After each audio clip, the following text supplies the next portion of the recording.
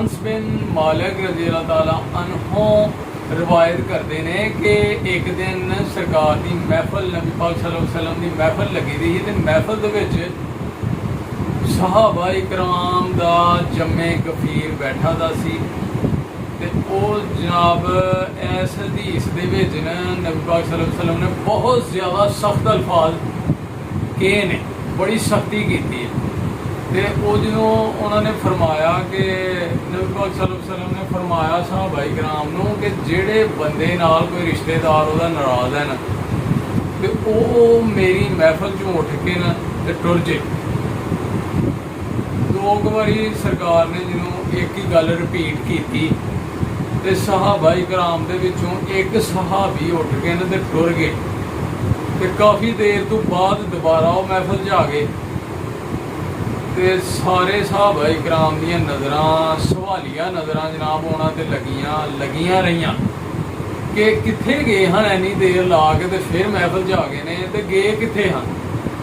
वो वेखते रहे फिर उन्होंने ना उस सहाबी ने नबी पाक सल्लल्लाहु अलैहि वसल्लम उन्होंने कहा कि मैं सरकार गया जो तुसीं फरमाया ने कि जेड़े बंदे नाल कोई रिश्तेदार नाराज़ है वो मेरी महफल च उठ के टुर जे। तो मैं सोचा कि जदों इत्थे जगह ना मिली तो ना दुनिया ते जगह मिलनी है बहन वास्ते किते ते ना आखरत। तो मैं उस टाइम जाके मेरी खाला नाराज़ थी, मैं जाके अपनी खाला उन्होंने मना के राज़ी करके तो दोबारा महफल च सरकार आ गया। तो इस वास्ते ये है कि सिला रहमी करनी चाहिए है, रिश्तेदारियाँ जड़ियाँ ने वो तोड़नियाँ चाहिए, जोड़नियाँ चाहिए, ठीक है जी।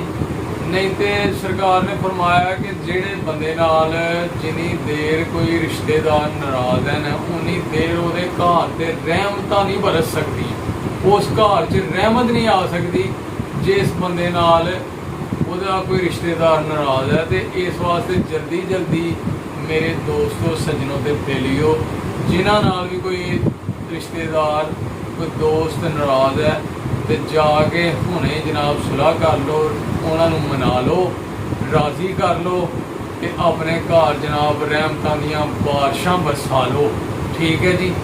तो एक होर गल कि जिहड़ा अजकल फैशन होया दा है कि डॉक्टर कहते हैं जी कज़न मैरिज नहीं करनी चाहिए कि बच्चे सही नहीं पैदा होंदे, बच्चे बीमार पैदा होंदे ने, ये डॉक्टर अजकल दसते पे ने ते ये गल जिहड़ी है वो वायरल हो गई है।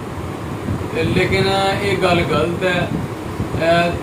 हज़रत फातिमा ज़हरा रज़ी अल्लाह ताला अन्हा ते हज़रत अली रज़ी अल्लाह ताला अन्हो उन्हां तो ज़्यादा क्लोज ते रिश्ता किसी का नहीं ना हो सकता। तो इस वास्ते कज़न मैरिज च कोई हरज नहीं। फिर सब तो बड़ी गल कि हजूर पाक सल्लल्लाहु अलैहि वसल्लम उन्होंने अपने चाचा की बेटी नाल निकाह दी यानी कि ख्वाहिश की। तो जे इंज की कोई गल होंदी तो उन्होंने अपनी उम्मत वास्ते इंज का पैगाम तो नहीं छड्डना, अपनी उम्मत नूं हमेशा उन्हें भले की तरफ ही लैके जाना ही। तो उही काम उन्होंने कीते ने कि जिहदे च फायदा है तो उन्होंने उम्मत का फायदा है, ठीक है दोस्तों। तो इस वास्ते ये गल गलत है तो कज़न मैरिज कोई हरज नहीं वो करनी चाहिए है। तो दोस्तों सिला रहमी जरूर करो कि रिश्ते जिहड़े ने वो तोड़ने नहीं, रिश्ते जोड़ने ने, ठीक है। तो ये नाल ही जनाब अज की वीडियो करने एंड उम्मीद करने तुहानूं जरूर साड़ियां गल्लां पसंद आईयां होणगियां, ठीक है दोस्तों।